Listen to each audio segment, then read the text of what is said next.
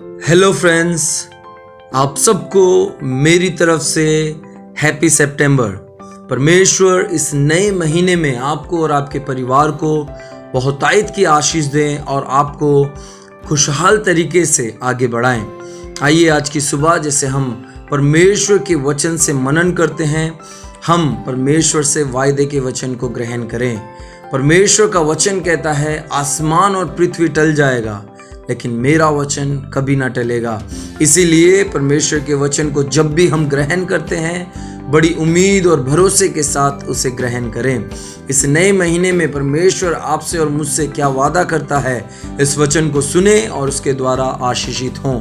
व्यवस्था विवरण उसके 31वें अध्याय का 6वां वचन इस महीने के वायदे के तौर पर परमेश्वर के सम्मुख में प्रार्थना के साथ मैं आप तक पहुंचाना चाहता हूं। लिखा है, तू हियाव बांध और दृढ़ हो, उनसे ना डर और ना भयभीत हो, क्योंकि तेरे संग चलने वाला तेरा परमेश्वर यहोवा है। वह तुझको धोखा ना देगा और ना छोड़ेगा। आमीन। परमेश्वर का ये वायदे का वचन आपको और आपके परिवार को ढेर सारी आशीषों के साथ इस महीने परमेश्वर की ओर से पहुंचने पाए।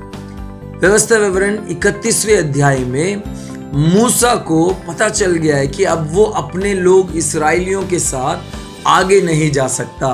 इसीलिए वो लोगों को अपने पास बुलाकर उन्हें परमेश्वर में और हिम्मत रखने के लिए उत्साहित करता है और वो अपने लोगों को कहता है कि परमेश्वर तुम्हारे साथ है, इसीलिए किसी भी बात से ना डरना। आमीन। मूसा ने इस्राएल के तमाम लोगों को उत्साहित किया।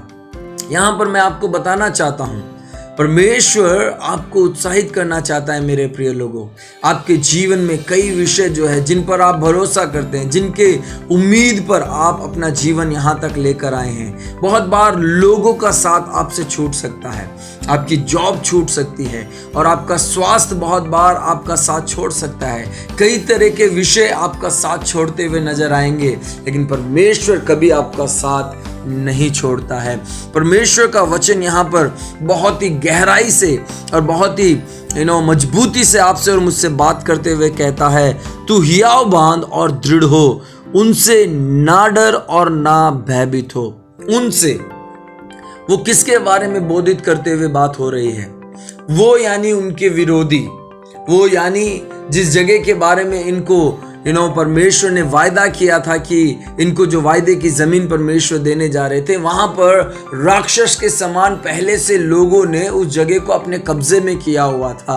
और यहाँ पर मूसा उनको उत्साहित करते हुए कहता है, तू उन लोगों के विषय में ना घबराना, हियाव बांध और दृढ़ हो जा, तो उन लोगों से ना घबराना, क्योंकि तेरे संग चलने वाला तेरा परमेश्वर यहोवा है। आमीन। आपके संग इस पूरे महीने में चलने वाला आपका परमेश्वर यहोवा है। आपके हर एक परिस्थितियों में आपके साथ रहने वाला आपका यहोवा परमेश्वर प्रभु यीशु मसीह है, जो आपके जीवन के हर एक भाग में आपको संभाल कर आपको आशीष देता है। आमीन। मेरे प्रिय लोगों, कई लोगों का साथ जब छूटता है हम लोग निराश हो जाते हैं। मूसा का जब साथ इस्राएलियों से छूट रहा था, वो भी व्याकुल हो रहे थे। प्रभु यीशु मसीह ने यूहन्ना रचित सुसमाचार उसके 14वें अध्याय में अपने शारीरिक अलगाव के बारे में जब चेलों से बातचीत करना प्रारंभ किया, वहां पर हम देखते हैं कि वचन में लिखा हुआ है कि तुम्हारा मन व्याकुल ना हो, परमेश्वर पर विश्वास रखो और मुझ पर भी विश्वास रखो। प्रभु यीशु मसीह ने जब अपने शारीरिक अलगाव के बारे में अपने चेलों से बातचीत की कि मैं मारा जाऊंगा, गाड़ा जाऊंगा और तीसरे दिन जी उठूंगा, तो वो उस बात को लेकर व्याकुल होने लगे। मेरे प्रिय लोगों, प्रभु यीशु मसीह ने कहा कि पवित्र आत्मा जो तुम्हारे लिए सहायक होगा, वो हमेशा तुम्हारे संग रहेगा और तुम्हारा कभी वो साथ ना छोड़ेगा और ना वो तुम्हें धोखा देगा। आमीन। संसार में हमें धोखे मिलते हैं, संसार में हमारे भरोसे का खिलवाड़ होता है, लेकिन परमेश्वर कभी भी हमारे भरोसे के साथ किसी तरह का कभी खिलवाड़ नहीं करता। इस सितंबर का महीना परमेश्वर आपके साथ है। मेरे प्रिय लोगों, आप बड़ी उम्मीद के साथ परमेश्वर में अपना जीवन बिताएं। और हर समय अपने आप से इस बात को कहते रहें कि मेरा परमेश्वर मेरे साथ है, मैं कभी ना घबराऊंगा, मैं कभी अपना हियाव, अपनी हिम्मत को नहीं छोड़ूंगा, क्योंकि परमेश्वर का हमारे साथ होना हमारे जीवन की सबसे बड़ी ताकत है। आमीन। मेरे प्रिय लोगों, मूसा जब तक इस्राएली लोगों को चला रहा था, मूसा ने हर एक बात के लिए यहोवा परमेश्वर को पुकारा और परमेश्वर ने उतरकर उनके सारे तमाम परेशानियों में उनका साथ दिया। उसी समान परमेश्वर अब इस्राएलियों के साथ रहने जा रहे हैं। यहोशू को मूसा विशेष तौर पर इस बात के लिए उत्साहित करने जा रहा है कि अब यहाँ से आगे इन लोगों की अगुवाई तुम्हें करनी है। आमीन। आज से हमें भी इस नए महीने में अपने हिम्मत को, अपने साहस को एकीकृत कर लेना है, ताकि हम हिम्मत के साथ आगे बढ़े और परमेश्वर की आशीषों में लगातार हम आशीषित होते चले जाएं। आमीन। परमेश्वर आपको और आपके परिवार को इस नए महीने में ढेर सारी आशीषें दें। आइए अपनी आंखों को बंद करें, हम प्रार्थना करें। मैं आपके लिए एक विशेष प्रार्थना करना चाहता हूं। अपनी आंखों को बंद करते हुए इस आशीषों को ग्रहण करें। हमारे स्वर्गीय आसमानी पिता, हम आपका धन्यवाद करते हैं राजा। इस नए महीने में आपने हमें ये खूबसूरत वचन दिया है जो कहता है कि हियाव बांधकर दृढ़ हो जाओ, क्योंकि परमेश्वर स्वयं हमारे साथ है। वो ना कभी हमें धोखा देगा और ना कभी हमें त्यागेगा।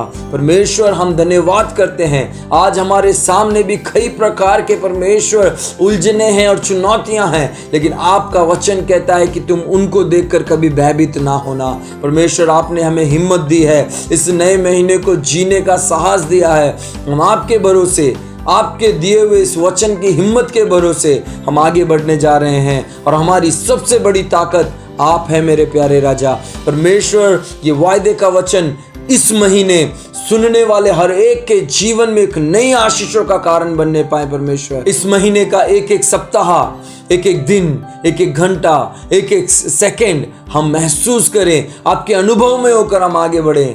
हमारी आप मदद कीजिए परमेश्वर। प्रभु, आप ऐसा ही करने जा रहे हैं, इसके लिए धन्यवाद। परमेश्वर, यदि कोई पिछले दिनों में बीमार था, उन्हें आप चंगाई दीजिए राजा। यदि पिछले दिनों में प्रभु कोई आंसुओं में अपने समय को बिताता हुआ आ रहा है, ये नया महीना उनके जीवन के एक खुशहाली का महीना होने पाए। परमेश्वर, ओ प्रभु, यदि पिछले दिनों में कोई बोझ में, किसी तरह के खर्च में परमेश्वर अपना समय बिताता आ रहा है, ये नया महीना उनके जीवन के छुटकारे और नई आशीषों का महीना होने पाए। परमेश्वर, मैं प्रार्थना करता हूं परमेश्वर, जितनों ने विश्वास किया है उन्होंने आपकी ओर से हमेशा आशीष पाई है और उनका मुंह कभी खाला नहीं हुआ, यह आपका वचन बताता है। परमेश्वर, इस महीने हम आपके अद्भुत गवाहियों को अपने जीवन में देखने पाए। परमेश्वर, सारा आदर, महिमा, सम्मान आपको देते हुए इस प्रार्थना को आपके पुत्र हमारे उद्धारकर्ता प्रभु यीशु के नाम से मांगता हूं, सुनिए और कबूल कीजिए। आमीन, आमीन, आमीन। परमेश्वर इस नए महीने में आपको और आपके परिवार को बहुतायत की आशीष दें। इस वायदे के वचन को थामे रहिए, परमेश्वर में आशीषों के साथ आगे बढ़ते रहिए। जय मसीह की।